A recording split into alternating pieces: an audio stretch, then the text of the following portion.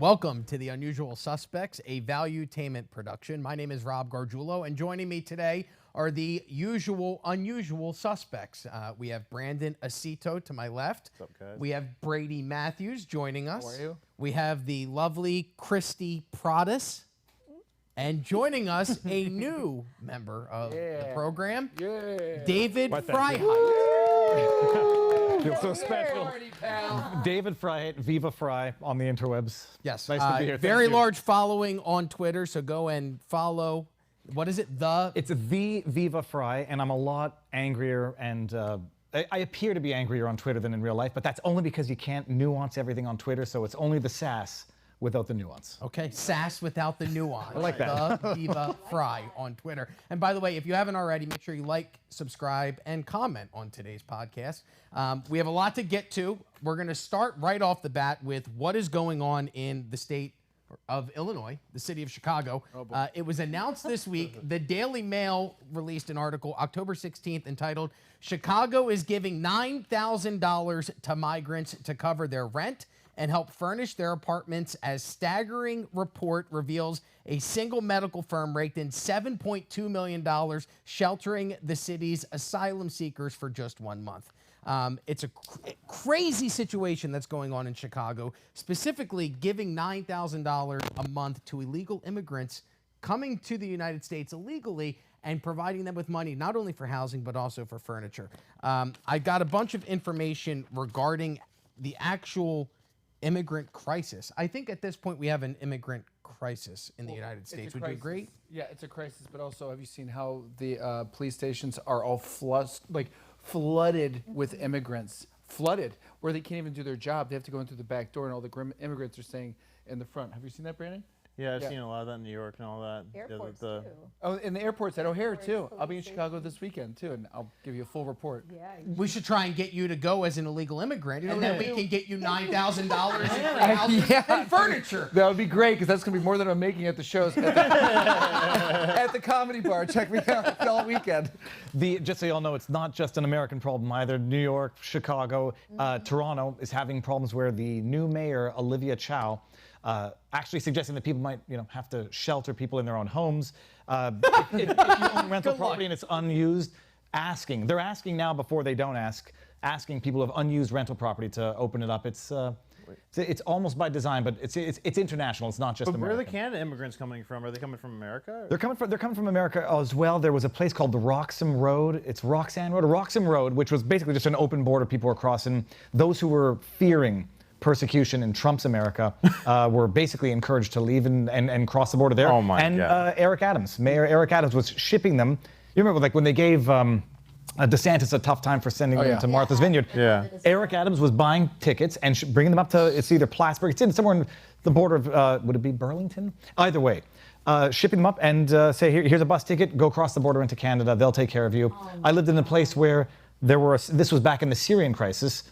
Syrian refugees were coming, not just illegal immigrants, and they were getting $2,000 a month, depending on their family status. It's wow. It's been a problem for a long time, but yeah. Well, we're all tax-paying citizens, I would assume. Yes. Brandon, you seem like you pay extra taxes just to be like covered. Yeah, you're like, you know what? I'll pay more Just here, for guys. fun. Yeah, exactly. I barely pay them, but I do pay them. Yeah. But I wanted to run through some of the actual numbers that the illegal immigrant crisis, and it's very odd because all of the wording, when you read these news stories, they refer to people who have come to the United States as migrants, right? We keep hearing this term migrant. But I actually wanted to see what the definition of a migrant was compared to an immigrant. So I want your guys' opinion. One definition refers to someone who moves to other places in search of work or better living conditions. The other term refers to those who have moved to foreign countries permanently for work or for better living conditions. Which one do you think is a migrant and which one is an immigrant? Someone who moves to other places in search of work or better living conditions, or someone who has moved to foreign countries permanently for work or better living conditions? Brandon. They sound like the same definition, no? Well, one is a foreign country. You're relocating to a foreign country. I think that's the immigrant. okay. That is. Yeah. That You're is the correct. immigrant. Yeah, I'm going with that. Yeah. It is. Migrants, according to the dictionary, are people who move to other places. It could be within the same country for work or better living conditions. But what we're dealing with now isn't a migrant crisis. It's an immigrant Immigrant. crisis Right. because these are people coming from other countries, not just Mexico, Ecuador, Southern America. They're Venezuela. coming here and they're setting roots in the United States Right. permanently. Right. The actual cost per taxpayer in the United States due to illegal immigration every year is $1,156. Wow. The United States government, in the year of 2013, the net cost of illegal immigration for the United States, $150.7 billion. Oh, Let me repeat that. $150.7 billion the United States is paying due to illegal immigration. Do you know how much it would cost to finish the border wall? Let's take guesses. Christie, how much do you think it would cost to finish the border wall? I don't know. Now, Maybe Trump's administration claimed it was $12 billion to finish the border wall. Right.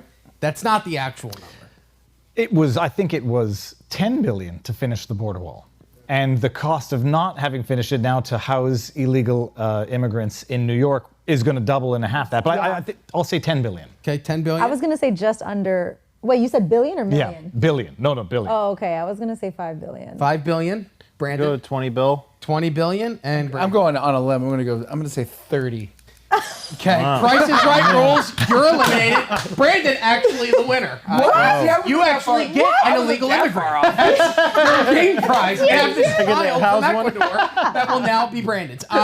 No, the actual cost to finish the border wall, $21.6 billion. So again, Wow, $150.7 billion the United States is paying in 2023 alone, $21.6 billion to finish the wall.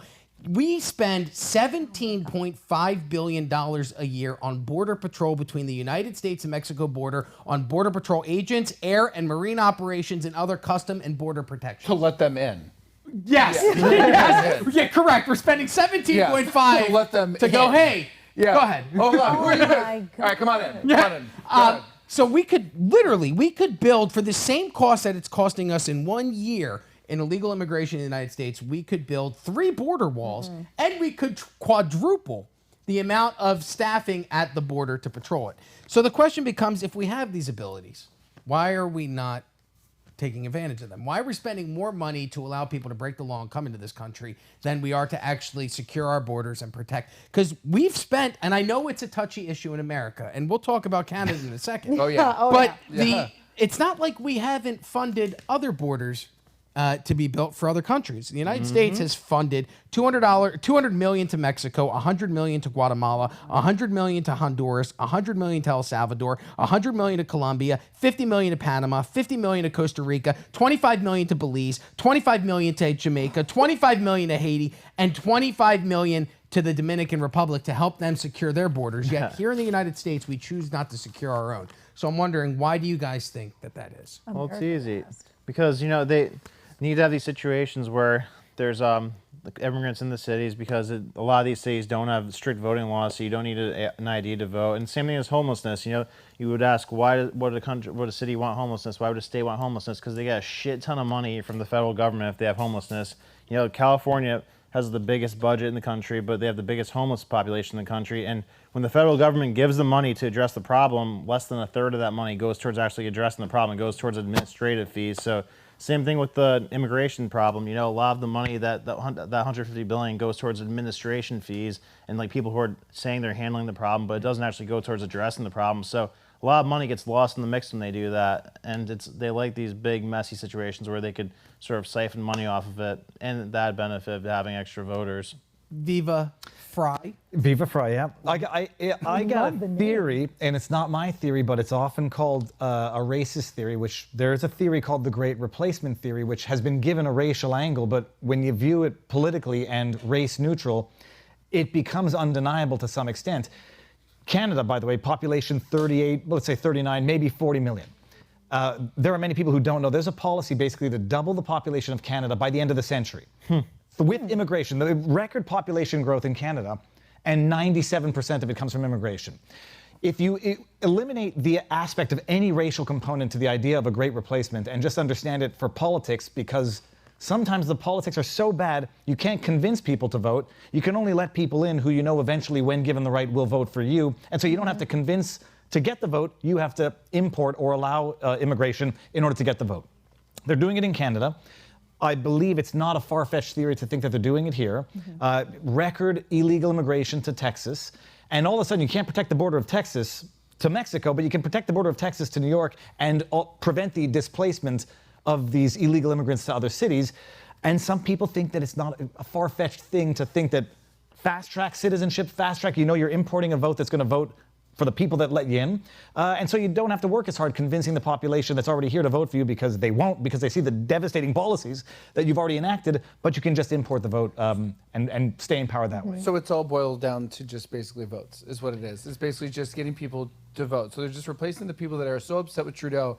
Now Trudeau looks like the good guy because he gets all the immigrants that have come in there, correct? Yep. So basically what we're doing with Chicago, what we're doing with New York, what we're doing with Philadelphia, that's exactly what we're doing. We're just replacing our majority vote with illegal immigrants. And right? they're doing it at record numbers, like you had mentioned. Here in the United States, according to the Cato Institute, in 2023, so far, we're only into October, 300 to 500,000 illegal immigrants have crossed the Mexico-United States border. There are currently between 11.3 million and 13.2 million undocumented immigrants living in the United States. Undocumented. And side note, too, what I thought was kind of crazy, and I don't know if I'm going to get off topic, but it's kind of point of the show, right?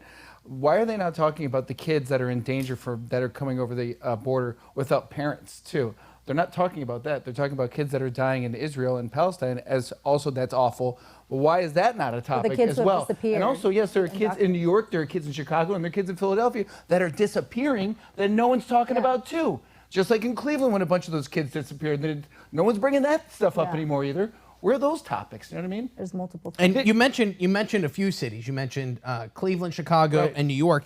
But according to this, in the United States, and this is as of 2018, this is the most recent that I could find. So it's 5 years old. But there are currently more than 560 cities, states, and counties in the United States that consider themselves sanctuaries that won't enforce illegal immigration policies set by the federal government. Can you believe how preposterous it is? Where they go by the euphemism undocumented, and as though there's something wrong with saying illegal immigrants, which there's a lawful way to enter a country, and there's an unlawful way to enter a country, and you change the word so that it becomes politically incorrect to refer to it as what it is. And I'm old enough to remember when Trump ran, started talking about coyotes, and the media pretended they didn't know what the coyotes were in terms of the illegal human trafficking trade.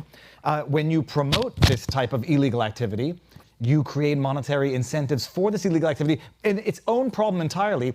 And because it's virtuous to pretend it's not a wrong thing to do, the administration, pretended for 4 years it was not a problem, and now they realize it's a problem because it's a problem. And now all of a sudden, there's talk about building the wall, which was a racist thing when Trump ran, but now they see the necessity to it when the terminology wears off. It's just the product of bad leadership and leadership of virtue and not leadership of policy. Is there something that's called, Brandon? Is there a word for that this is happening? Like there's a word for like planned obsolescence or stuff like that? Yeah, like, strategic, like agents of chaos, basically. They like to create crisis so that they're needed for something, because if everything was fine and peaceful, then they wouldn't be able to create urgency within people. But the most unfortunate thing I see with all this is, like, we say the $150 billion on immigration. Think about what that could go towards. Our power grid is one of the most vulnerable things we have right now. It was built in like the 60s. And all it would take is $50 billion to actually bring it up to date and make it safe from cyber attacks. But what's the point of anything if we don't have a legit power grid that's safe from cyber attacks or electromagnetic pulse attacks? And that's what I wanted to touch on, was that money that's being spent, $150.7 billion each year on illegal immigration in the United States. Meanwhile, here in the United States, currently we've just had budget cuts for social services for United States citizens to the tune of $30 billion this year, $10 billion in food stamps cut, $15 billion in Medicaid, and another $5 billion in other social services. We also have an epidemic of veterans who are homeless in this country. Right now, according to the Department of Veteran Affairs, a total of 33,129 veterans experienced homelessness in a single night in January of this year.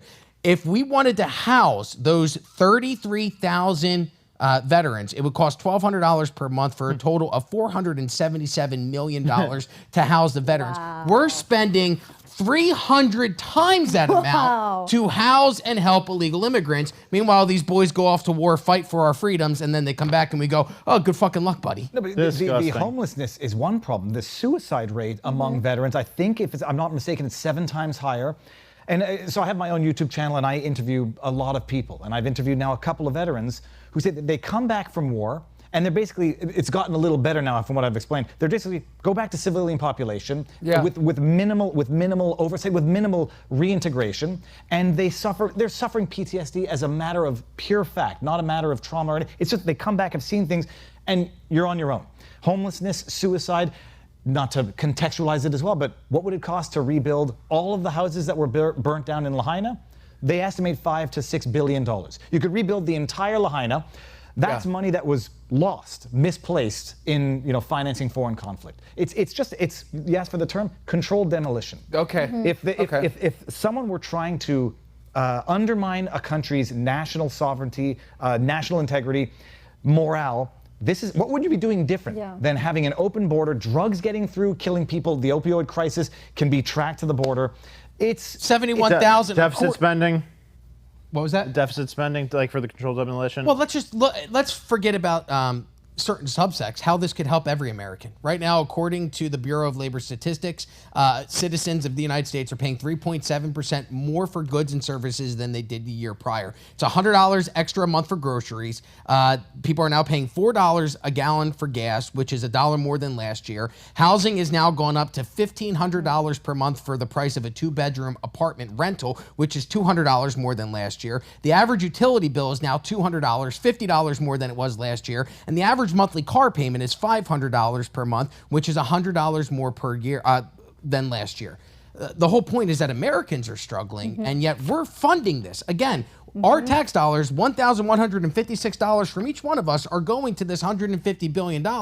Do we agree that that money could be better spent elsewhere? Probably. Absolutely. So the question becomes how do we ensure that it does? If we have this technology where you have how many followers on Twitter? 500. Not that I count 500 and I forget, some odd thousand. Okay, so you have 500,000 followers. You have a lot on the Instagram. You got the Twitter and all that stuff. All right, I got an app called Snapchat where I could take a picture of my penis. I could. I'm just saying I don't do it, but I could. I could send a picture of my penis to a girl in Bulgaria. She could open it, yes, and then I could make that picture disappear. We have the ability via technology now for, better than we've ever had in our lifetimes. Why is there not some sort of app where you can, I know voter ID is racist, but why do we not have some type of app where they can put, okay, here's where the tax budget is. These are all the monies that we collected this year. Here's where we can spend it. You guys get to choose. Why does that not exist in the United States of America? Well, it's like I said a few weeks ago.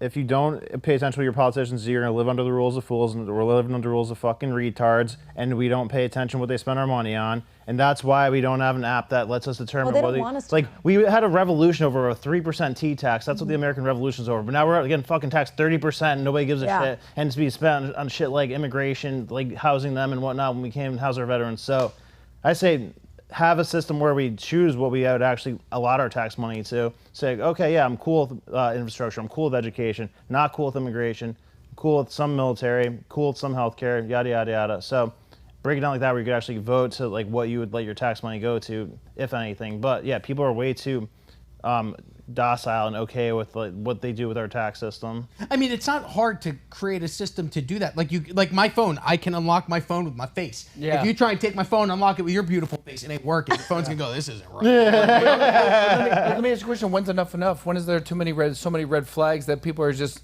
when is enough enough? Like I heard Andy Frisella, right? I was watching his show, and he goes, what we have coming to us, we did it to ourselves, basically. We're funding Ukraine. We're giving money to Palestine. We're just giving money away. We don't know where this money is going or how is this going to benefit us in the long run. And what we have coming to us is we've asked for it. Yeah, we're letting it happen. I don't know if you guys watch Dan Bongino, but he was that's what he was saying. It hasn't gotten bad enough yet, apparently. But also, 2 points before I forget, 3.7% inflation. If you believe the number based on the falsified or the new method. Well, it said you're not buying meat now, you're buying chicken. So if you buy chicken, it's only 3.7%. Yeah. And racist voter IDs, but yet you want to get a cup of coffee and you're unvaccinated in New York, and I witnessed this.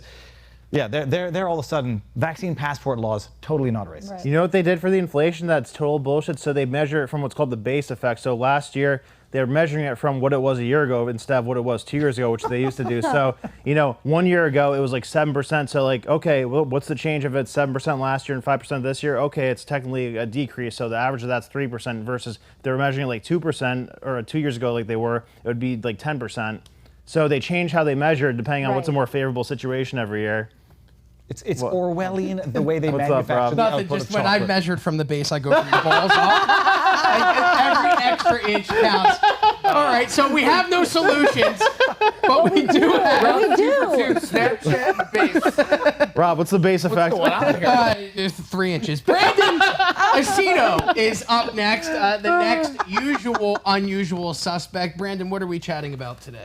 All right, the fourth turning. So this is the essence of everything that's going on right now. I mean, ask anybody at the office. They're probably so tired of me saying the fourth turning, the fourth turning. Anytime something crazy happens in the news, like, oh, this war's happening. Oh, this crisis is happening. I'm just like, yep, fourth turning. Everybody's like, what the fuck are you talking about, the fourth turning? So what it is that there's these 100-year cycles, and it's like the building up and then the breaking down of a society. There's this great book written about it called The Fourth Turning if you want to check it out in detail. But what it is it's like, so go back to World War II. That was the breakdown of the last society. Then after that, it's a Goldilocks period. Things are chilling, doing great for 60 to 70, 80 years. And then now we're at the breakdown of it. So go back 100 years, World War II. Go back 100 years before that, Civil War. 100 years before that, the American Revolution. So it's just like the natural life cycle of a society that you have a rebirth, then like a Goldilocks period, then a breakdown, and then everything goes to shit. There's always a war that kind of finalizes it, ends it, and also correlates with the reserve currency. So big war, reserve currency breaks down, new reserve currency, new superpower, and that's where we're at right now. We're at sort of like the climax of the fourth turning, and shit's gonna go down probably for the next 5 years or so, but then after that, we're gonna be in a Goldilocks period again if we survive it. So. Yeah, I think that's the really point. positive. Yeah, right. I'm If really excited now. we survive. Yeah. Well, yeah, this is the fourth turning where we've had nuclear weapons, so that's the concerning part. Well, that's what's on the horizon. No pun intended, but that's what's happening. The fourth turning, yeah. So we're in the shit right now. I mean, it's a good time to be in media because there's gonna be crazy shit happening every day. It's like a magnetic pole. There's nothing you can do about it. Like, the silver lining the is old there's ways are great ratings. When Yeah, the yeah, belongs like- to- the old ways are breaking down. Yeah. We'll have 18,000 people watching live as the nukes go off. The idea of the fourth turning, that's like an iteration of hard times make hard men, hard men make easy time makes easy men, and easy men make hard times. That's such a confusing saying, too. No, I mean, it's practice to get I it. still can't follow it. Well, the easier one is rice paddy to rice paddy in 3 generations. Is another iteration of that expression. I like that better. And on a macro scale and on a micro scale, like a family works hard, makes money. The dad understands what it was like to be poor, raises his family. They don't understand what it was like to be poor, and they piss it all away. And then their kids are living in, going back to the rice paddies. Yep. So on a cyclical level, it's happening. Look, I'll be the optimist. Nobody's dropping nukes and nobody's doing anything don't think so stupid because either. it's just. It requires a level of suicidal, maniacal behavior that no rational person has it, and no irrational person has it. Right. But we are gonna. It's I think gonna we're get getting bad. there. I think we're getting there. Not even like for all the demonizing of, at the risk of even looking like I'm defending anybody. Putin is not that suicidal. No, I get that. Neither If is Hillary Iran. Clinton when she was president, I guarantee you she'd be like, push it. Push it. There I could even see it as an argument a little more, but nobody wants to be that. Have that person. happen under their watch. Right. But it's going to get ugly, and there's going to be fighting, and there's going to be more social discord than we've ever seen. Does it have to be a dictator that sets it off, though? Could it be a That's the false bigger risk. flag that Well- then preempts somebody else to then respond? Like if a dirty bomb or a nuclear bomb went off in New York City, but it was a third party that did it. It's not Russia. It's somebody acting as an agent of terror. Then the United States responds, and it rapidly escalates to the point where we're all fucking dust. Can Well, that happen? that can happen, but even Yeah. more scary than that. How about if it doesn't happen, but there's a video that looks so realistic that circulates, and I don't want to get into CGI. the and then people Deepfake. start freaking out internally. The rapidity with which disinformation circulates now, we've seen this in the conflict in Israel-Palestine, like stories which will be proven false or inaccurate or wildly not reflective of reality. They go viral before the truth, 2 days later comes out, and then it's too late. something that creates mass panic. You don't have to have a nuclear bomb go off, but if enough people think that something crazy just happened, you can have upheaval in cities. Does Project Bluebeam fall under the fourth? What is it? The fourth turning. Does that fall under it? It could be applicable to it. So yeah, that's like the concept of like what you're saying. If you make something look realistic, you believe it. And so if you use a deep fake to make it look like aliens are fucking coming down, blasting people with lasers, then you can say, all right, you have to stay in your house. The government's at war with aliens right now, so stay in your house. Or I'm seeing or videos the right government now. themselves could be the ones like flying around fucking shooting people, acting like they're aliens. Right. If things got that crazy. Like it sounds crazy, but like plausibly it could actually happen. So it doesn't have to be a big projection in the sky like everybody said Project Bluebeam was supposed No, it to could be. be deepfake. From everything I've ever read, Project Bluebeam was supposed to be the second coming of Christ in the skies. Right. We'd look up and they would project an image of Christ, and then we'd all be like, oh, Jesus is here at the end of times. But what you're saying is that can easily be achieved with CGI these days, and the advent of social media spreading that information out. Oh, yeah. To create, at least localized panic. I mean, and this is not a crazy conspiracy theorist. I'm thinking out loud that, it doesn't even have to actually happen in order for there to be localized destabilization, Right. panic, and all sorts of problems. Well, look at the sirens that went off. Why did those go off? Why did everyone's the phone go? 213. Yeah, why did everyone's phones go off? That's not just a random thing. That's what I'm saying. Like I was live. That's to show the mass panic. I think is on the way. Don't you think, Christie, or no? Do you guys think, what I wanted to ask was, do you guys think that we're like the worst that humanity has ever been? No.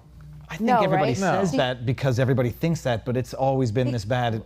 Yeah, because what I think about with the fourth, sorry to interrupt Yeah, you, you're with good. the fourth turning is that like every generation thinks that they had it the worst. So like I speak to my parents about like what they lived through when they escaped Cuba and like the Castro regime, and when they've gone like the assassination of Kennedy, like Nagasaki happening in Japan, like all these crazy moments in time where like people thought, oh, this is the worst that humanity's ever been. But if you really think about it, we're all just in a frame like this certain construct, this certain framework, and it just keeps repeating. So maybe we think that it's the worst now because of social media and because we see Yes. everything happening in the Everything's world. heightened, maybe? Yeah, but I don't necessarily, I just think that like generationally, everybody thinks that they're in the worst time of our lives. When Julius Caesar got assassinated, I'm sure they said this is the worst Right, this humanity. is the worst, Darkest this is day. The darkest, That was yeah, probably a fourth turning. all of those moments, even like 9/11, you know what I mean? Like a lot of,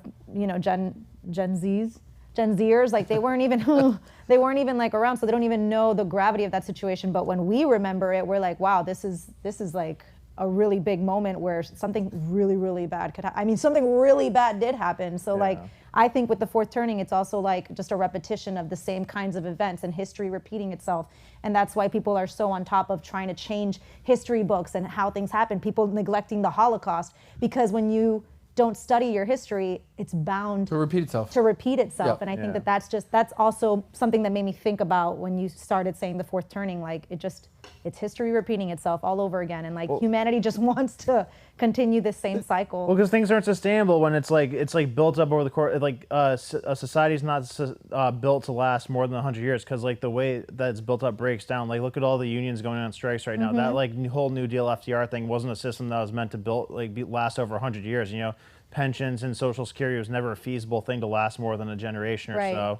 But so like in the sense of like looking at a time where things were like perfect. So the last first turning was 1946 through 1963. Literally not a single bad thing happened during that time period. And any old person you talk to will be like, oh yeah, like things are so peaceful during In my that moment, childhood. right. But then 1963, JFK dies, and JFK, then right. shit starts going down. Yeah. So that's like really the like Goldilocks period for like the that we could reference, and I think we're gonna have a period like that starting in the 2030s, because like that's gonna be like when AI and quantum computing makes everything really easy, and then we might have a nice time of like massive growth and peace. And What did you call it? The Goldilocks? Yeah, there's literally a Goldilocks period after. Yeah. And was that the last time that we had peace on Earth? Well, okay, peace in America. yeah, There's not peace, peace on right. Earth. Because the U.S. literally had all the gold in the world that every other country in the world is kind of decimated from World War II, and we were just like setting this initiative for the entire world of like saying how things were going to go. Our Navy ruled the sea. We were helping Europe rebuild itself with the Marshall Plan because they had no money left either. So the only threat. So was what marked the end of that? The JFK assassination. JFK assassination, and then 70s we had Vietnam, Yep. 80s we had the Cold War, Yep. 90 we had domestic terrorism with Oklahoma City, and then 2000s we have 9/11. 9/11, and then the war on 2008. terror through 2020. Yeah. Yep, in the 08 crisis.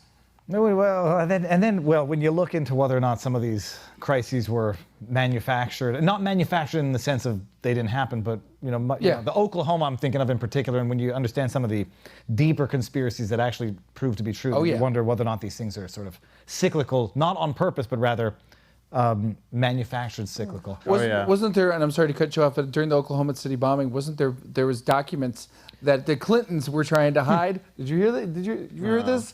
They were trying to hide, and then they got Tim McVeigh. He was like he was like he was ex-military. And then they basically just put him as a decoy, and story takes care of itself. These are on our channel with Robert Barnes. We vivabarneslaw.locals.com. We go into these like rabbit holes.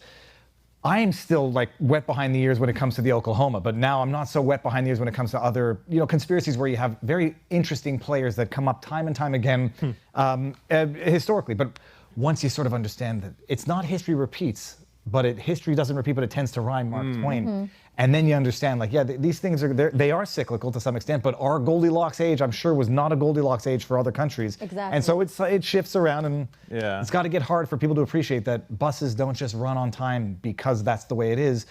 Society, systems that take time to build up. Put together. And then when you have something cataclysmic that breaks them up, you appreciate that the stability that comes with society. Right. That's a good point, yeah. Yeah, Robert Barnes is a beast. I watch a lot of his stuff with George. No, the Oklahoma, man. I know that there's stuff that I still don't know to the depths of that bizarreness. But when I discovered the truth about Waco, and not in the crazy way, the actual truth about Waco, and whether or not it was a manufactured crisis, facilitated crisis, so that they could then have an excuse to justify budgets, use of weapons, existence in and of itself. You really start to reassess everything that you took for granted with that current knowledge in hindsight. Yeah, I would just really like to see people be more engaged and active in what the government's doing, because if at least 50% of the population was literally engaged and up to speed on what the government was doing, interested in what they were doing, and actually could recite what they were doing and hold Congress accountable, then we'd have a whole different situation. But I mean, the reality of it is probably 2% of people are actually. Why do you think that is? Attention spans, social media. Well, Absolutely. they put this stuff out there on purpose. It's like the bread and circus thing. Why is there such a push for the TMZ type of stuff, or sports, or what's the next exciting, hot, stupid thing, or Kardashian bullshit? And then look at what's trending on TikTok. Yeah, what's going dude, viral. if you're looking at a congressional vote on TV, it looks like it's filmed in the 1980s with the way they do it, with the votes and everything. And that's on purpose too. They make it boring and so ugly. you don't pay attention. Yeah, exactly. Well, people's lives are busy. They have to worry about their jobs, their family, and all the stuff without worrying about the lamentable state of politics. But I wonder if you do a poll and just ask people, do you know what Project Mockingbird is? And I don't know what percentage would say yes or no. I know my crowd would say 80% yes. That's a great idea. Really? We should run a poll. Run a poll. Yeah. Do it. The crowd watching now I think will be more likely than not to know what Project Mockingbird is. Well, I did just as a thought experiment. Wikipedia. So, in as much as this unreliable website wants to cover up bad conspiracy theories, they report on this. I just whited out the words of the years and the countries and left the description of the details of Project did I say Project Mockingbird?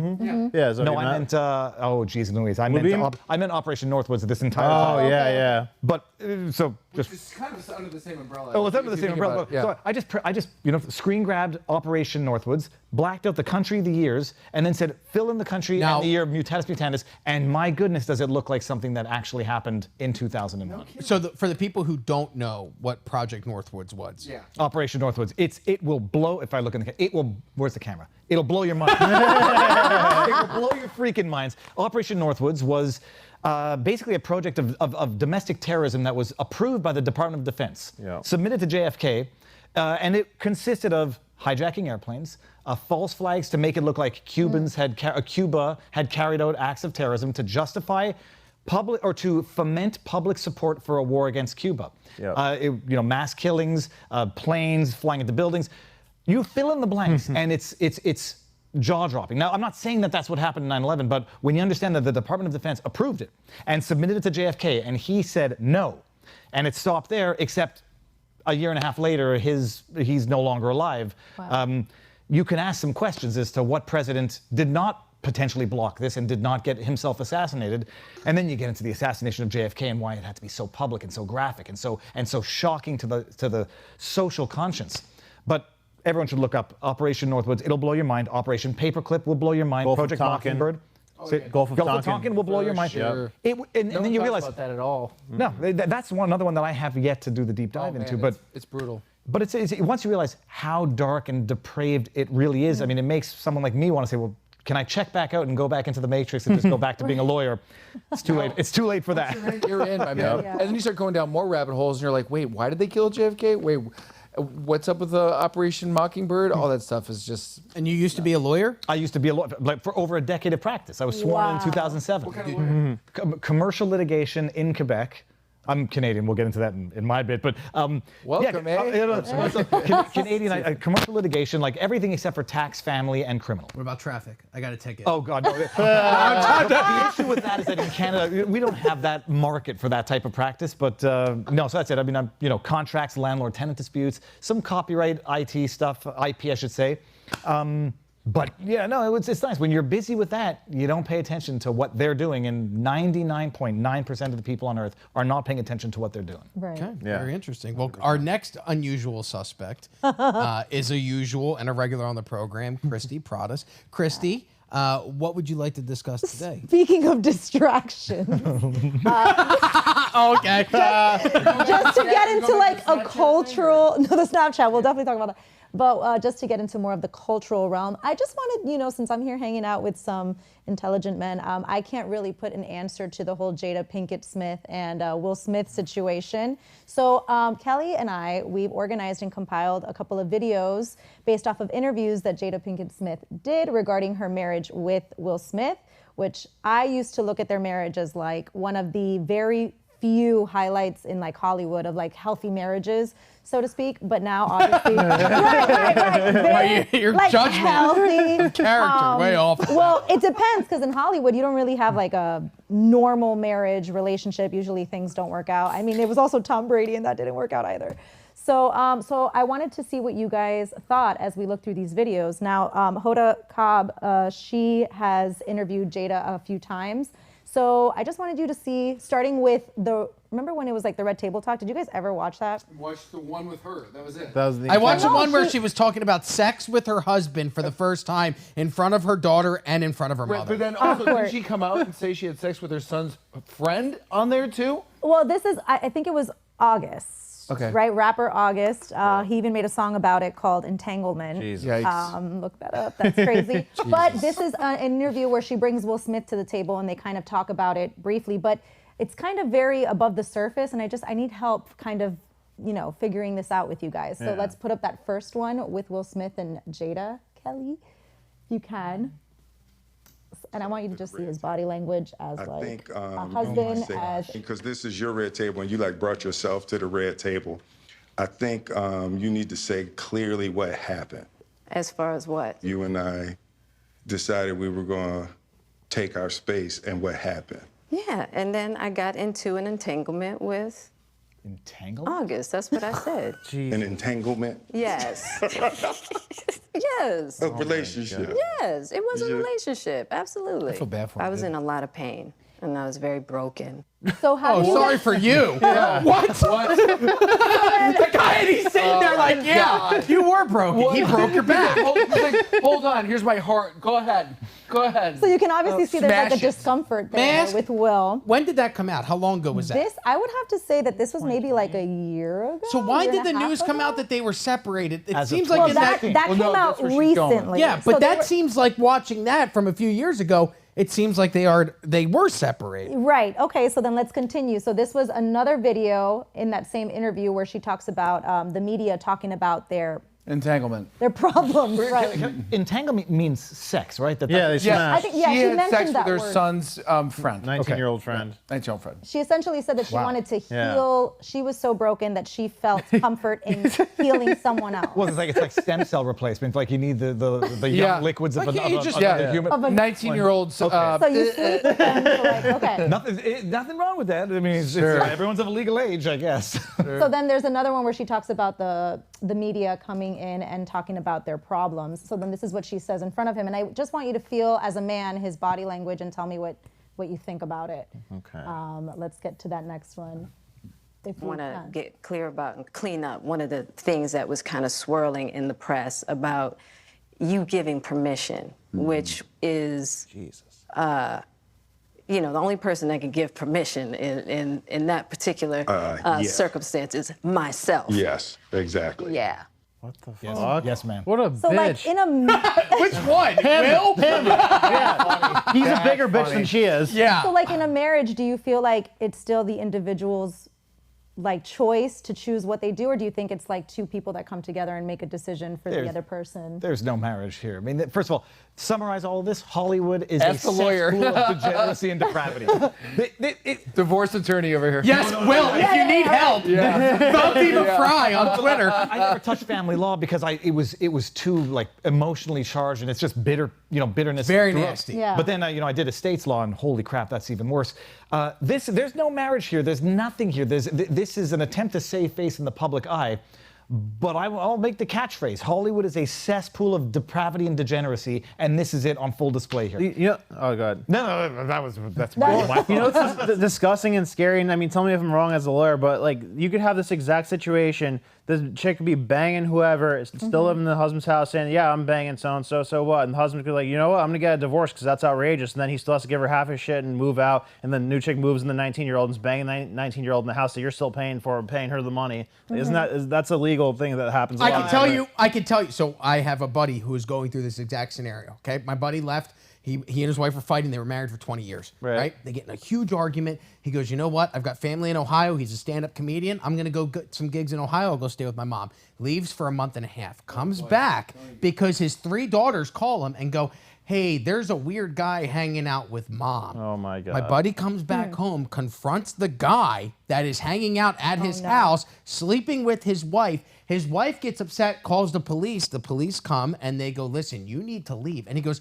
"Wait a minute, this is my house. I've done nothing wrong." The police say, "Well, you have to leave. We're worried about your reaction to what she's doing. She's cheating on him." Yeah. She then goes and closes their bank accounts, takes all their money from their bank accounts, changes the locks on the house. God. My buddy was homeless, had no money, no access to any of his money. And it's not like they were together for a year or two. They shared the family home for 20 years. Oh my God. And now he was living on my couch for 2 weeks. So the system is designed, and it sounds shitty, the system is designed to protect the women and prosecute the men, but sometimes the men are the ones that are being prosecuted by the women's actions, persecuted by the woman's actions, and there's no recourse. for that. I would light all my money on fire before I let that shit happen. But you also have to look at Johnny Depp and Amber Heard stuff. You kind of have to document, sadly, when you're in a relationship, you almost have to put on surveillance with what you do in your relationship with your significant other. I mean, a friend of mine would write down everything him and his wife would do all the time, and then same thing happened to him. She cheated on him, and he had receipts on receipts, dude. He had videos on videos, and I was like, but who wants to live that way? Well, who wants to live that way? Once you're at that stage, It's over. I'm looking to see if I haven't crossed my legs in a long time. I didn't want to put my legs on. They're so short, I couldn't even see it on the camera. Once you're at that point, so I'm all right. no, but the marriage is over at that point. It's like, it's no different than a business. Is once you can't trust your business partner, it's over. What I have found, and I'm not getting into any specific circumstance, more often than not, it's a relationship type thing, and so one person will always say both people say they're the victims, and it's when a relationship falls apart, there is responsibility on both ends more often than not. Very rarely is it a 20, whatever, but it's dirty.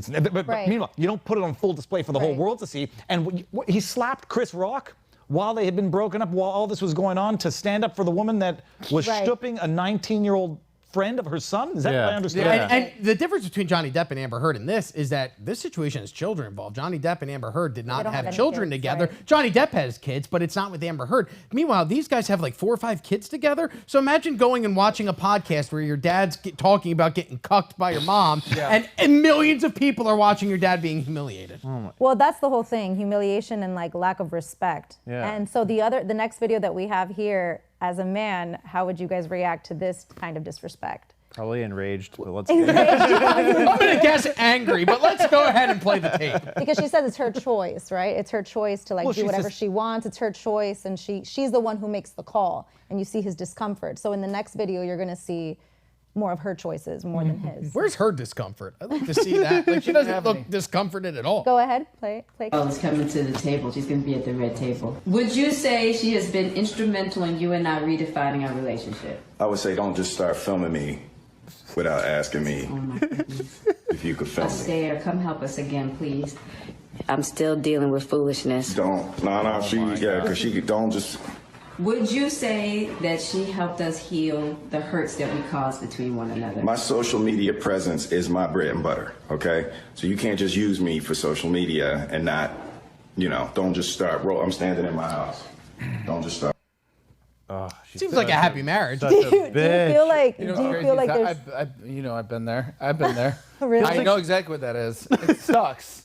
It's awful. You start filming each other, and then you start yelling at each other, and then you start using it against each other, and you're like, I'm going to send it to so-and-so, and then I'm going to send this to so-and-so, and then say you're doing something bad, doing something bad, and then they film you doing that, and then you're vindictive towards each other.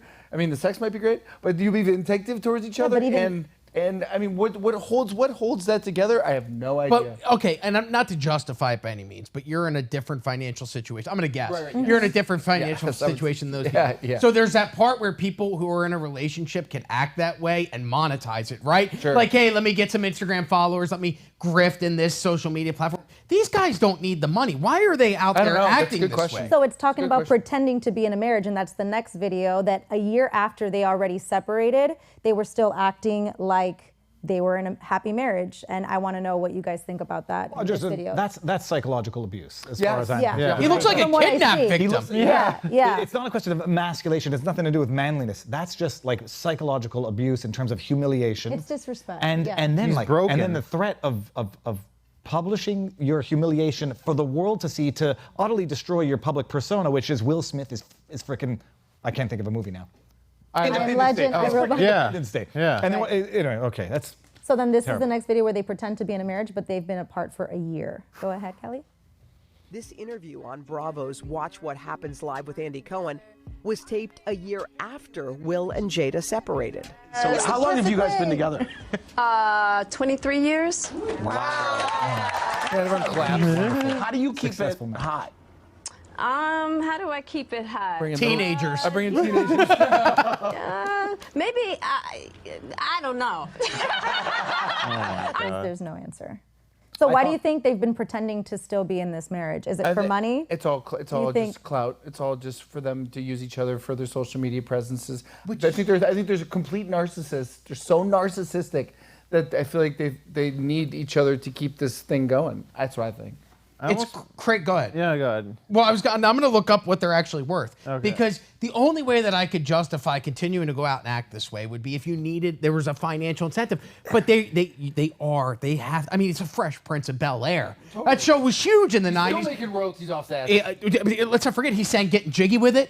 Yeah. I mean, so the guy's multi-talented actor, singer. Well, he has a way higher net worth than Jada, and I think I'm not sure 100%, but I did see some articles that they don't even have a prenup. So technically, if they were to get an official divorce, we'll see you later. They could essentially, I guess, split up depending on what barriers they have. What? Well, Will Smith's net worth 110. No, guys, you go. 215 million. No, go ahead, Brandon. Brady. I'm terrible at this game. Say 300 mil. Let's go 150. 350 million. But you're absolutely right because You saw it. Jada, her net worth is 50 million. So he definitely. Why doesn't he just see you later? Because he's obsessed with her. That's probably the thing. It's not a question of money. It's a question of marketability. Hollywood.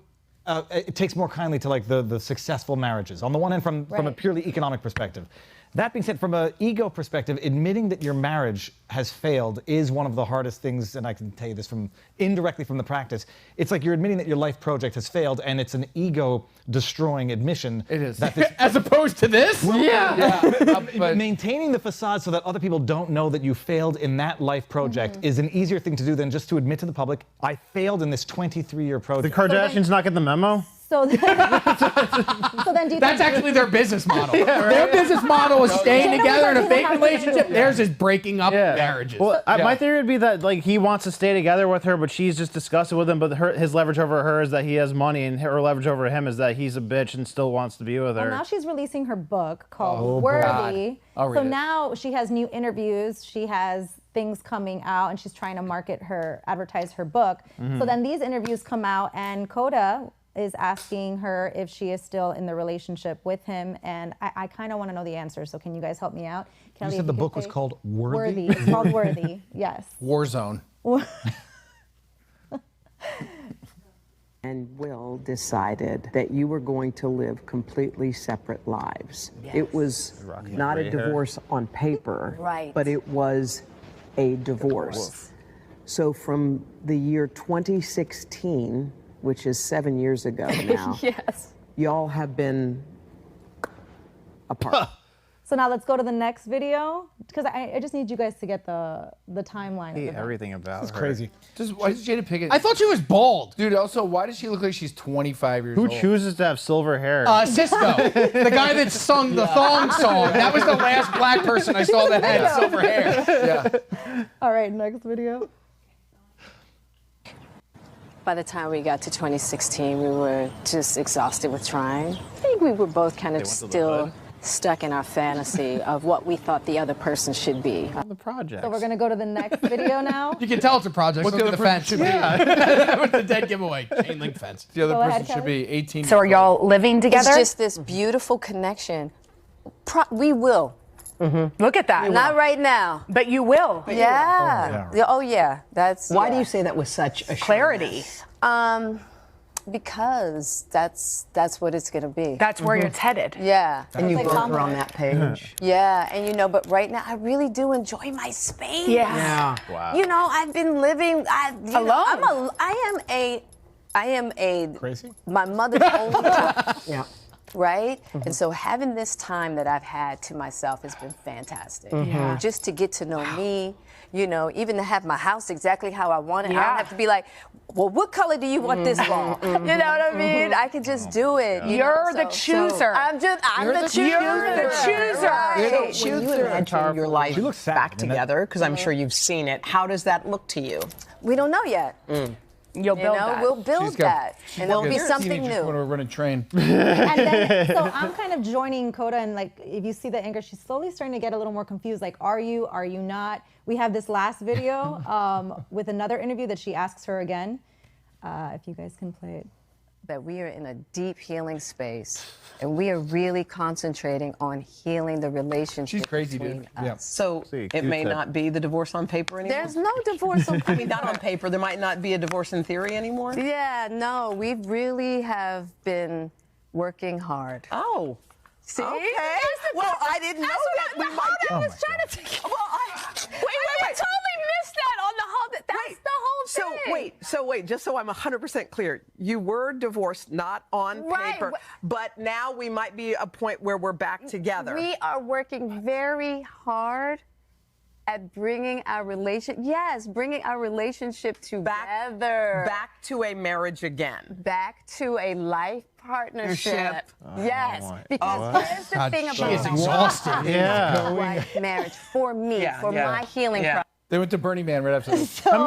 So essentially, the last video that I have, and we don't have to show it. It's literally all the anchors coming together, and they're like, "So, what do you guys think? Are they not? I need you guys to help me Actually, connect." roll it. I gotta see this. The anchors, sure. Coda comes back. And, Okay, so back together. Oh my That's God. what She said, How many times you been on this show? She said, yes. Okay. But what does that mean? That means they're working on it. They're working on it. They're working on it. They're working They're on making it. yeah, Work they're in making it progress, happen. which is what marriage is. Yeah, That's it's a work for in sure. progress. Yeah. They might live in the same house because that was telling because they live in separate houses and Right. have Boom. for years. They cut down on one mortgage. Wow. That's fantastic. she's like, Wow, Al Roker really overselling. It seems like they're both miserable together and happier apart, so why not just end it? so are they together, or are they married, or are they not? Not. What'd you guys get? Not? You got No, not? yeah, not. But I think no he's fighting- divorce papers. No, I think he's trying to keep it together, but she's like obviously disgusted with him, but not You think disgusted she's disgusted with him? Will. Yeah, I think she has no respect or attraction for him. I think when she calls, he picks up right away. I think when she calls, When or he calls. when he calls, she's like, no, fuck that bitch. She hits I'm not decline. doing this today. Rob, what do you think? I think he's getting cucked and it's embarrassing. 100%. Yeah. I can't imagine 100%. just sitting there watching my wife talk about how she bangs other dudes and then me just going, yeah, she does. Yeah. Yeah. What am I, Adam 22 and Lena the plug? Who gives a No disrespect to the story. I couldn't have the slightest less of a care in the world as to what they do with their marriage, but she's crazy. Like she comes out and says, Just up and "We'll get down. back together when I'm ready. I'm enjoying my always about space. her. Yeah, I it's can always paint about the her." wall when I want. I can have sex with whomever I want. And until he submits to me, I'm going to come out and still publicly humiliate That's him." something that I was noticing. It's I and me and I don't know if it's narcissism, but it's Yes. quite clear she's a very selfish, self-centered person. But can you ever go and watch a movie with Will Smith in it again and not think about this situation going Will on? Smith, hard. yes. It's hard. Jada Pinkett, no. Independence Day 3, he's just cleaning out. You know what? The aliens aren't even there, and he tells them, "Hey, Jada's over here. Go get that bitch." You got a book, I got a movie. All right. Thank you for clearing One that up. last thing, if anybody who cares more about this than what Congress is doing, I want to fight you. And guess what? They are. Thank you. They are. Let's go to our Canadian expert, David Freiheit, also known as the Viva Fry on Twitter. What do you have for us today, David? Well, back to the destruction of the universe as we know it, or at least of my country as I know it. We were talking before the show, and Yana asked me, like, how long has Trudeau been in power for? Feels like forever. I was like, it's been the longest, most destructive 8 years in Canadian history. That's it? 8 It's years. only been 8 years. 2015. Wow. 2015, he was elected. Beautiful hair. This picture is an old picture. Oh, for not looking at it. The one with his facial hair, that was his COVID beard. Of course. He's now gone Right. back to the clean shaven. He's the man of many faces, some of which are darker like than Fidel. others. Yeah. Yes, he does. Fidel Castro. He belongs in Game of Thrones. Well, you all obviously know the meme that he's, or the rumor that he's Castro. Fidel Castro's son, because his mom Yeah. was a Got around. So elected She was a 2015. Jada Jada Pinkett Smith. It's a known fact. They had the parents were philanderers, the both of them, and there's a picture of Fidel Castro looking lovingly. I think it's not Justin Trudeau in that picture, but his brother. But either way, what was his mother's name? Margaret Trudeau? Yeah. There's a picture of Margaret with Fidel, and Fidel looking at one of those Trudeau babies, the way you don't look at anyone who's not your own baby. Elected 2015. When he got elected, there was a Huffington Post article, an op-ed that said, Canada is going to take a turn for the tyranny under Trudeau. Very prescient, and it has. So in the last 8 years, he's been elected 2015, 2019, 2021. In 2021, with like a minority, like 22% of the collective vote, he's got a minority government, but he's got something of a partnership with the NDP, the New Democrat Party, to keep him in power. But under Trudeau, you have talked recently, I guess, about the standing ovation for the Nazi soldier that was invited to Parliament when Zelensky was coming around Canada asking for more money to fund the war in Ukraine. 2 standing ovations for a hero, this is their word, who fought the Soviets valiantly for Ukraine. Oh, yeah. And it was like within 12 hours, people on the internet like, wait, if he fought the Allies in World War II, who was he fighting that for? And yeah, he was a member of the SS Galicia out of Ukraine. The SS, worse Nazis than the Nazis, if you can imagine that. International debacle under Trudeau, 2 ethics violations for 2 issues, one of which was taking gifts from the Aga Khan Foundation that was petitioning the government for money and getting it. 2nd ethics violation for firing the Minister of Justice and Attorney General who would not adhere to his corrupt demands not to prosecute a company that he was chummy with. And then more recently, passing these laws, the Online Streaming Act, the Link Tax Act, which has now basically turned Canada into a censorship-ridden hermit kingdom. And he did it without a war. It's fantastic. He's censored the internet, stifled free speech in Canada, violently suppressed the most peaceful protest ever, the Ottawa trucker protest that I documented for 13 days. It took their money away too, right? Froze their bank accounts. And people who donated to it, right? People who donated to the cause, they got their bank accounts frozen. It didn't go quite that far, but those who organized the convoy and those who participated, some of the truckers who were there, bank accounts frozen. They raised during that protest, for anybody who didn't know, I was there live streaming like 5-6 hours a day for 12 or 13 days. The GoFundMe, which I now refer to as GoFme, they had raised over $10 million. Then the government seized it and said, the government seized a portion of it. GoFundMe said, we can't disperse these funds because it's being used for criminality. So we're going to donate it to a charity of our choice. That's insane. And then it was like, no, you're not, because that would be fraud. And then GoFundMe said, okay, we're not going to donate it unilaterally to a charity of our choice. We're going to reimburse it to those who ask for a reimbursement. And whatever's left, we'll donate to a charity of the trucker's choice. And they're like, no, we're all going to file credit card contestations. So they reimbursed it to everybody. Then they raised another $10 million with the only charity that anybody should use, Give, Send, Go. And they raised $10 million there, but because they got sued with a class action lawsuit, all sorts of Mariva injunctions like seizure of assets, Give, Send, Go said, we can't even disperse this funds in accordance with the promise of the campaign, so we reimbursed it to everybody. Nuts. So this is Canada under Trudeau. It's been turned into a lockdowns, frozen bank accounts, suppression of free speech on the internet, total censorship, and a lot of Canadians are like, we're good with this. It's for. Well, he's got a nice Most of smile. them are? I mean, look at that smile. How could you not? Most of them are for Trudeau. Are they aware of all this? They are aware but uninterested, or aware but think it's for the greater good type indoctrination. Too many Canadians are okay with it. There are a lot who are Or not. do you think it's where Canada is now headed towards, where China is headed, that if you go against your government, you get thrown to camp, buddy? And I think that's what's also scary about Canada, too, is they're starting to have more camps pop up where people are disappearing. Am I right or am I wrong?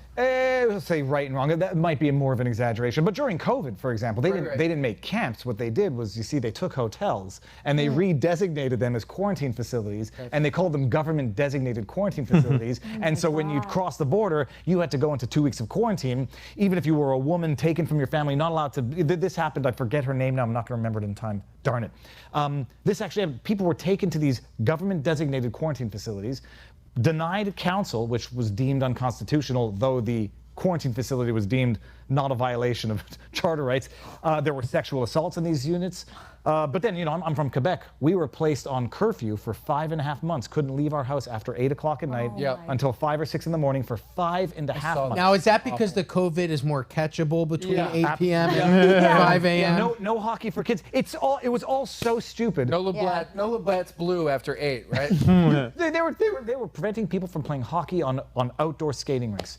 But this is Canada and Quebec under Trudeau. I've said people say it's not one person destroying a country, but there's certainly a figurehead to the destruction of the country that we knew, the free and beautiful Canada, and it's turned into. That's why I was applauding the Freedom Truckers or whatever during COVID. That was the only time that I felt like a true resistance against all of his BS during COVID. It was. I mean, the thousands and tens of thousands of people who attended that protest said enough is enough. It started an international movement, and that was the embarrassment on the Trudeau regime. Is like, holy crap! It's not just nationally embarrassing. It spawned international embarrassment. Well, and what do tyrants and not megalomaniacs, not the right word, but narcissists do when they get embarrassed? They lash out, and that's exactly what he did. Didn't Trudeau just get caught with cocaine on a plane and they couldn't leave? Can you embellish on that? That's a rumor. Is that a rumor? Well, I don't know. I heard on Bongino too. They apparently some Indian official alleged it. I'll go with. I don't need to go with Is rumors. this you backing up Trudeau? No, this Are you a Fed? Are you Fed? Mountie! I knew it. There's enough good reason to hate him. I don't need to rely on the unsubstantiated ones. 2 times ethics breaching. Even the fact that he dressed in blackface, I could forget that. Because that's 20 nobody years ago. talks about it. No, well, Great costume, the by the way. media I'm covered totally up for that. Like, the media had those pictures. And this is the same media that he funds to the tune of $1.2 billion a year for the CBC and Radio-Canada. It's amazing. It's amazing when you understand the entire system. You subsidize government media, CBC, Radio-Canada. You then, what's the word when you bail out the print media like he did in 2018 with $600 million. Then you indirectly bail out all of the digital media with COVID ads, government ads, and you say, toe the line or we pull these ads like they did, what's his name, Pablo Rodriguez, Minister of Heritage, talking about the new link tax, where they said, we're going to charge Google and Facebook a tax to link through a source to the original source. And then Google and Facebook said, well, we're not paying that tax, so we're just going to stop linking it. Pablo Rodriguez, the Minister of Heritage, says, well, we're going to cut off federal advertising dollars to Facebook and whatever the other one was, Google. And they're like, well, good, we don't need it. It represents like less than 1% of our revenue. Piss off. but there's a lot of other outlets out there that the government advertising does not represent 1% of the revenue. It actually is that off of which they subsist, and they bend the knee and carry the water for the government. It's how you capture a system. It's been captured. I mean, how isn't you that capture what the system, Stalin people. did? Sorry? Stalin did the same thing with like propaganda and like really owning the media and stuff. Yeah. Well, like then that. how does it? The Bolsheviks did that too. Yeah. The recent, you talked about the recent legislation that they passed regarding podcasters and digital media. Yeah, that is under the banner of the Online Streaming Act, which governs the internet the way Canadian government governs radio and television. So you got an administrative body called the CRTC. It's the Canadian Radio Telecommunications Commission. They govern radio and television. Require it has Canadian content. You pay your dues if you're not, and it made sense to some extent, the infrastructure of radio and television, although some people said like the idea of Canadian content, ensuring it has a certain amount of Canadian content makes no sense whatsoever, especially from Trudeau, who says there's no Canadian culture on its own. Now they govern the internet with that. It was only intended to govern the streaming platforms, Netflix, Hulu's, etc. And then it ends up governing individual social media accounts. And then they say, well, how's this going to be implemented?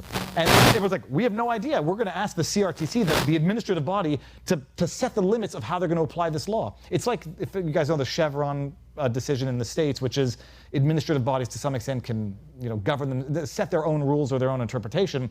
The States is going and pulling it back and saying administrative bodies do not get to govern. They don't get to legislate. They don't get to interpret their own rules. In Canada, it's going the other way. Here, CRTC, set your own parameters as to how you're going to govern. And go hog wild. And they said, we're going to apply these rules to podcasters with annual revenue of $10 million or more for now. Wow. So that'll apply to Spotify, Podbean. If Joe Rogan were independent, it would apply to Joe Rogan. But anybody who thinks it's going to stay at $10 million and not go to 5 to 2 to 1, and then to everybody, you're living a pipe dream. Welcome to the Income Tax Act. Oh my God. Yeah, so when did this really go off the rails for Canada? Was it always a hardcore liberal place, or did that change when Trudeau was in there and they captured the media? Because I sort of remember it being as a more docile, open, friendly place before that. The Steelman argument is they've always, I don't know when the Broadcasting Act, the Canada Broadcasting Act came into effect, but it was always the case that the federal government would do this. Yeah. But it went into high gear after Trudeau came in 2015. 2016 was Bill C-16, that was the one that added gender identity and gender expression to the criminal code. That's when Jordan Peterson came out, he went from a freaking clinical psychologist to an internet superstar. Yeah. And he said, this is going to result in compelled speech. And I'm like, even back in the time, I'm like, not so fast, bad law, the bad cases make for bad law. Right. Anyways, he was ahead of the curve there. But it started 2016 with that, and then just one piece of legislation after another. Then they tightened up gun laws, banned 1,500 types of what they call assault rifles after the Nova Scotia mass shooting, which occurred in COVID. They do this in the dead of the night under when COVID's going on, nobody knows what's going on. Right. Bans, legislation, pass it through in the dead of the night, and this is how you basically capture an entire country. Should the U.S. seize ownership of Canada through peaceful means by saying, if you're in Canada and pissed off the way things are, self-identify as U.S. citizen, we'll back you? Well, Tucker Carlson made the joke about invading Canada, and the media pretends that that's an actual... I don't think we need to do that. I think a lot of Canadians would rather be American citizens, just stay right where you are and say, hey, would you rather abide by American laws? Have that, self-declare, and see how many people do it. It's a bizarre thing, man. Canadians, a lot of them almost prefer, the safety of a prison. Stockholm syndrome? Well, I think they just prefer the safety of some sort of confined prison than the risk of the wild. I mean, it's the difference in the history and culture of America versus Canada. What do you think of 15-minute cities coming to Canada? Is that going to happen, you think? It's funny, I just did a car live stream with Chris Sky earlier today. The consensus is they're coming, but it's not going to be 15 minutes for your confinement. It's going to be 15 minutes for your efficiency and for your... so your time, basically your time? No, you can get everything. You don't... for convenience, you'll have your doctor's office close by. Yeah, everything's right by you. Yeah. How scary would that be if you only have 15 minutes to go get your stuff? Talk about waiting for your wife. You're like, we don't have time. We don't just go like that. Right now. So everyone should go back and watch, to the extent Chris Sky, this guy that I interviewed today, got it right, in Oxford where they're doing this, there are limitations as to how long you can leave your car idle. But once this all goes digitized, I mean, it'll be easy to make sure and just issue tickets if you break the law. Well, yeah, or if they can remote, you're running your car outside the Wawa or the Tim Hortons coffee, and it's been running for 15 minutes, we're just going to shut that off. And now you don't get to drive for 15 minutes as a punishment. Yep. Wait until they start measuring the carbon emissions based on your purchases with your credit card, and they're going to be able to do all of this digitally. CBDC, social score. That's where I was going. They're trying it already. Canada, it was the Bank of Canada had a questionnaire. They were what do they call it when you ask the Survey? public for feedback? Yeah, feedback. You know, what do you think about digital currency? Like, I want the government that already froze bank accounts without having total control of them to have a digital currency. Right. You gotta be batshit crazy. That's to the hill not to see what's die on. coming. That's where everything goes away. If we actually let that happen, that's where everything is screwed. Well, You know, my hill, I won't say my hill to die, but my red line in the sand when I said if Quebec passed a law that removed parental supremacy from the Youth Protection Act, I told my wife, like, that's going to be my red line in the sand, and they did it. They amend a law to say it's no longer the parent that decides what's in the best interest of the child. It's the administrative state that does so. Yeah. So if your kid comes and says, I want a jibby jab or I want HRTs, and the parents say no, and then the kid goes and gets the government involved, and they say, well, it's not what the parent wants anymore, it's what we think is the best. I said, you can't raise a kid here. The kid belongs to the state. Exactly. Right. That's my red line. That's what's happening in California right Yep. now. So is there a chance, when is Trudeau up for election? Yeah, when is he done? The next official election needs to be called by 2025 because he's got the support of Jagmeet Singh, who is a bigger snake than Trudeau, at least because Trudeau lets us know who he is. So that's technically the next time for a federal election. It could be called earlier if there's what we call a vote of no confidence, where the government basically, other members of the government say, you don't have the support of even us, trigger a new election. They could do it. How likely is it to happen? It's looking pretty good. I don't know. Well, not for them. Apparently it hasn't gotten bad enough yet for Canadians, so it's got to get a little bit worse before. Wow. Is there a formidable candidate or competitor, somebody like a Trump or like Josh Hawley? There's a new guy. Yeah, is there a Pierre rebel anywhere? Poilievre? Pierre Poilievre, Yeah, he's criticized as being the Trump of Canada. Nice. I have my issues with him. He's definitely the lesser of the evils and the better alternative. I ran for the People's Party of Canada, so my ideological loyalty lies there. He's definitely the better alternative. Right. I don't. He's a fair weather politician in my view, but he's the lesser of the evils for the time being. Okay. Nice. Well, I hope something changes soon because I'm so tired of seeing that guy. Yeah. Just ruining. Yeah, I just yeah. see his face and I just get mad. just wanna and I just stay in the punch it. can for a couple more minutes. I look at that picture with this. I say he smells bad. He has to smell bad in real life. And I had someone on who was in the same room as I said, "What did he smell like?" And she's like, "He didn't smell bad." So, Oh, great. olfactory sense. Hate No, him. I hate the fact that I hate him as much as I do because hate is a consuming It's force. such a strong word, yeah. But he's destroyed Canada. Yeah. Well, and that's the reason why you're here now. Indeed. His policies. Okay. Brady, you're up. What do you have for us today? All right. I don't have anything on Canada or Jada or Will or anything that fourth nature. I do have. We're going sports angle today, folks. But as we've already talked about Taylor Swift a lot, right? But I kind of was thinking the other night. I watch Monday Night Football. That's all I do. I watch football. I watch sports. It's all I live for these days. Church. It really is. But it's funny. The other night, I don't know if you saw this the other night. I'll just put it like this. I was watching the Chargers-Cowboys game, and they were talking about how low the attendance has been at the LA teams. Like, for the Rams, currently are 6th in attendance. They have 73,626 people that attend a game, right? And with a 3-3 record, which is okay. While the Chargers are 12th with an average of 70,240 people since they've moved to SoFi Stadium. So I did some digging, and this will all tie in, I promise. I promise. You guys are like, I don't care about attendance. Hold on. No. But Taylor Swift started showing up to the games, right? And probably, Rob, you know about this, but started showing up to the games, and the numbers are insane. Her pop culture dwarfs the NFL, and the NFL knows it. Dwarfs it, right? It's crazy. Since she's shown up from the first time in the press box for the Bears vs. the Chiefs, which you watched, that was awful. It was the most watched game of the week. I don't know if you know. Look at me, camera. It was the most watched game of the week because it was so bad. The Bears are so bad. They're so bad, but people tuned in just because of her. And it was the most watched game of the week of any network, drawing at 24.3 million viewers. All right, so get this, right? You're like, where does that all tie into?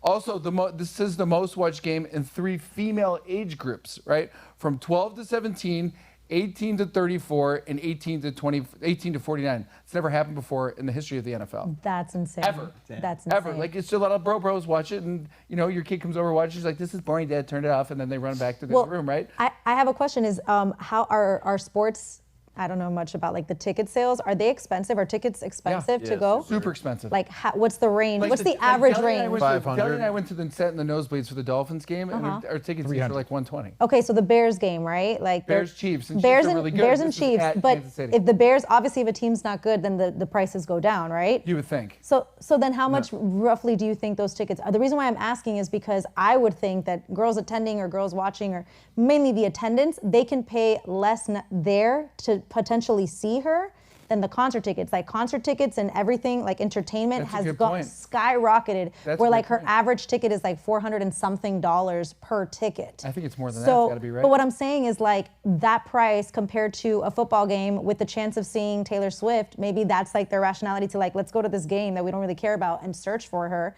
That could have been helping the NFL as well. Well, That's just something that I it's thought. helping their ratings, and that's actually a great idea. People should just find out where she's at game-wise and just Yeah, go to that just instead. try and see her Hey, there. sing for me now. I paid for the game, but I want to What if you're sing. just sitting there and she's like, "Daddy, she's not singing." You're like, "Yeah, but get a good look at her, because it's supposed to Yeah. I'll sing to you. Yeah. Sounds- Does she do anything, or does No, she she just announce? stands She's there. She annoyingly cheers. She pretends to I love it. care. I love it. Canada doesn't know what's going on. I love that. about So it. football's a sport. Do you know who Darts. But Oh, that's does she true. make an announcement that she's going to the game? Like, how do people even know to tune in? And does she do So anything? that's the whole The thing. She just cabal. started showing up, and even Rob knows when we watch football, and Brandon does too, and Christie, obviously you don't watch football at all, but no, I'm joking. But No, I just love Taylor Swift. yeah, I know. But I'm saying yeah, people tune in. Because she's now starting to go to games because Travis Kelce's her boyfriend. Travis Kelce also Yeah. got the and he is sponsored by Pfizer. So that's a huge thing too. That's a big draw because they're pushing Well, a lot of the cabal matchmaking machine seems like put them together. Now they're both getting the boost from a popularity standpoint, from like a social media marketing standpoint. They're basically hitting all these demographics for these young girls that don't watch football. They're doing this. I think this is and I'm not done with this segment yet, but what I think is it's to get people interested in getting the new shot that's going to come out by Pfizer and Moderna, and it's a cold and flu shot with the mRNA. yeah Did who's her boyfriend? Travis Kelce. Who is he? He's a Chiefs tight end. tight end for the Kansas City Chiefs. Okay. Did he do a sponsored ad on For Pfizer. Yeah. I guarantee you, I'm gonna go see. I'm guaranteed I'm pre-blocked by him. I got blocked by Pink and by Questlove after making fun of them for doing the ads for Pfizer. Wow. Oh, great. Well, I'm pretty sure. He's done that ad. Oh my God. I wouldn't doubt it. So, anyways, okay. So let's move on. So, the gains in female viewership have been staggering. So, viewers of 12 to 17 years old are up 53% over the average Sunday Night Football's first 3 weeks. First 3 weeks. Whoa. And Sunday Night Football does totally fine on its own, but now it's up by 53%. So you're like, that's crazy. Well, hold on. As of last Sunday night, when she showed up, the Chiefs Jets game, which they went to her like 500 times. It was so annoying. It's her Was it? and her Brittany Mahomes. And they're just, I get it. You want to be excited, your man's on the field, but it's annoying. Like, there's Chiefs fans who have been lifelong fans that don't get that excited. Right. And Taylor Swift is banging on the windows, and I'm like, why? Yeah. So anyway, so after that, so yeah, the numbers have gone up. Which T Swift it was doing fine as the number one rated fall. It's the number one rated fall program. Football is on Sundays, primetime television for the last 12 years. The broadcast approximately has 17 million viewers, making it, since she came on with Travis Kelce, it's making it the most watched Sunday program since the Super Bowl. Jeez. Which is insane. Peter brought this up too. So Travis Kelce, bring it back to him. His jersey sales have spiked up to 400%. And then he's number one in Apple Podcasts too. Which is podcast. So like great. since what? Have you ever listened to his podcast? No, I know it It's very, exists. it's very average. Okay. So moving forward, also since she's been going to the game, streaming service has gone up 43%.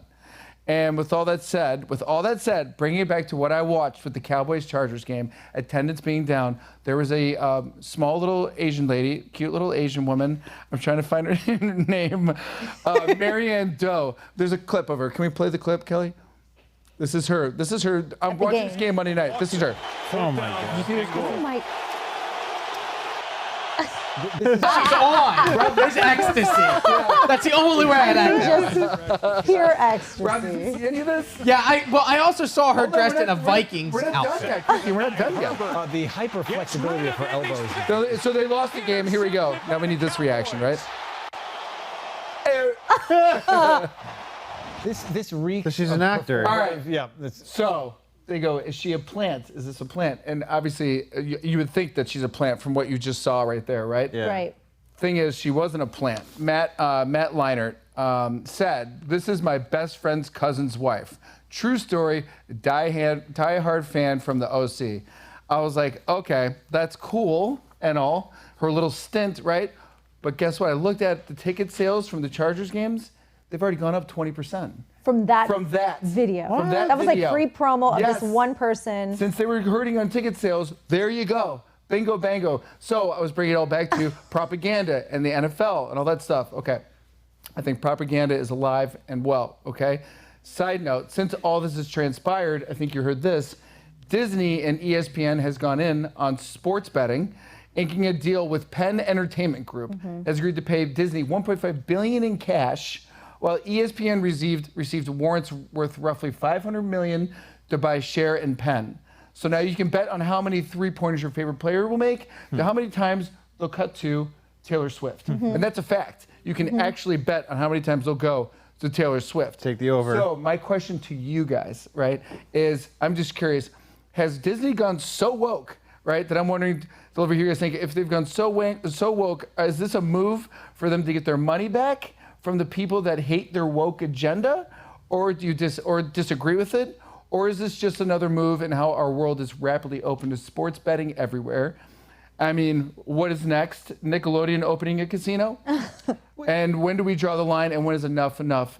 Does this ruin Disney's brand? I think it's a combination. I think it's a combination of things. Disney has been struggling already for, I would say, like a couple years, 3 years. Their movies have been flunking. They haven't been doing well. Their woke agenda is alive and well.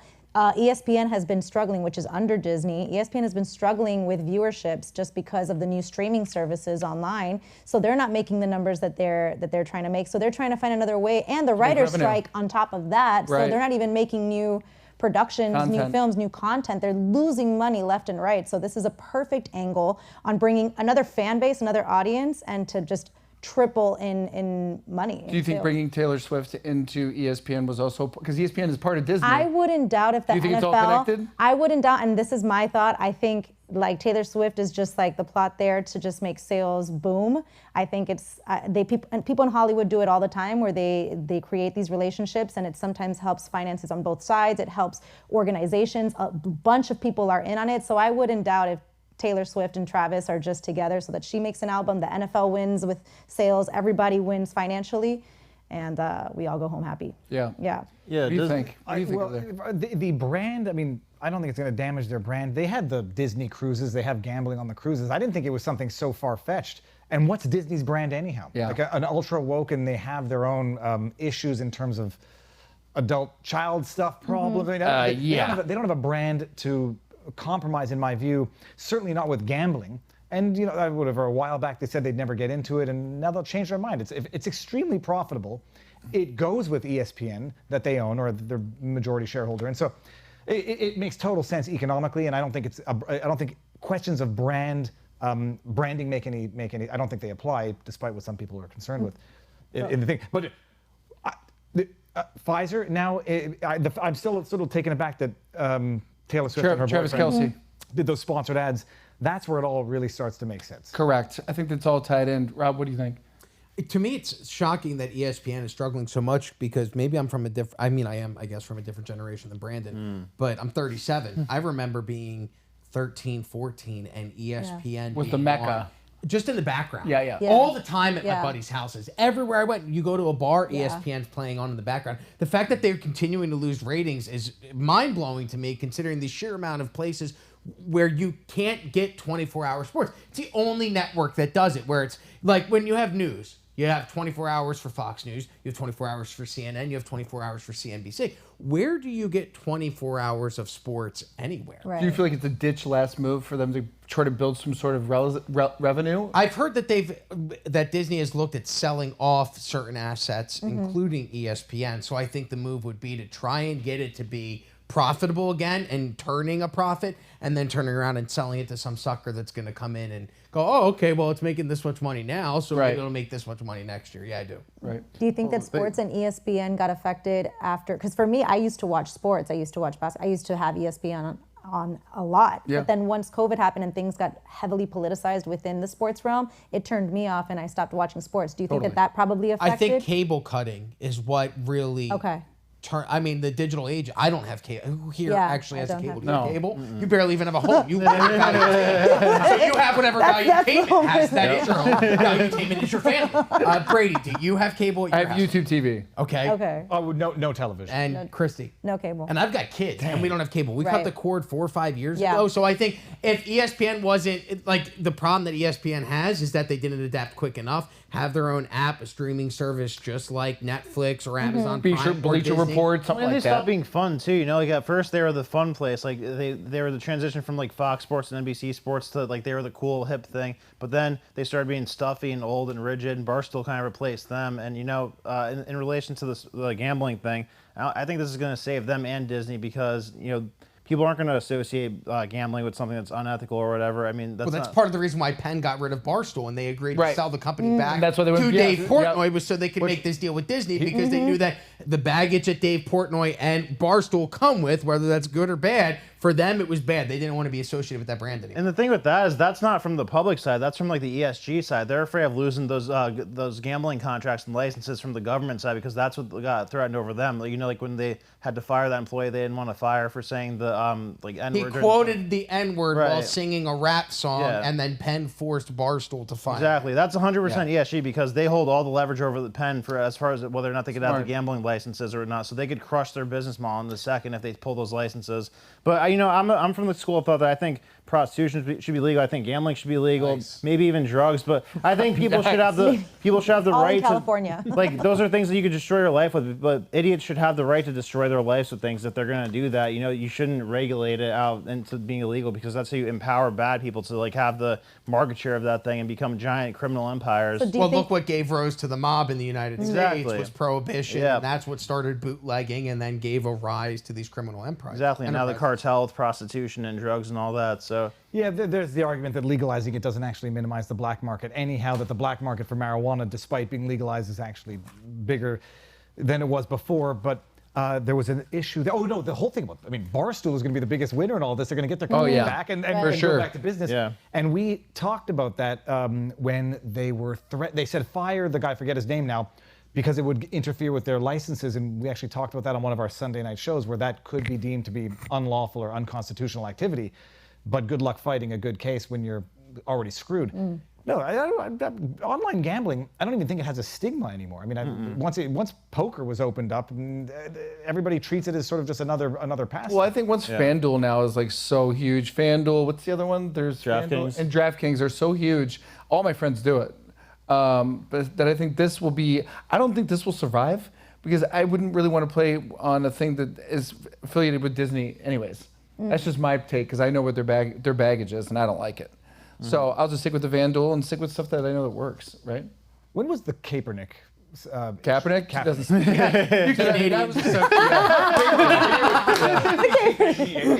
2016. 2016. Okay, that's when I found that sports had gotten too politicized, and that's about the time when I stopped actually just watching the Oscars.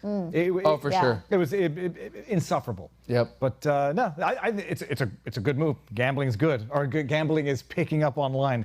But Disney doesn't have a brand to tarnish in the first place. Well, we solved that. Yeah. Look at that. Next, Israel-Palestine.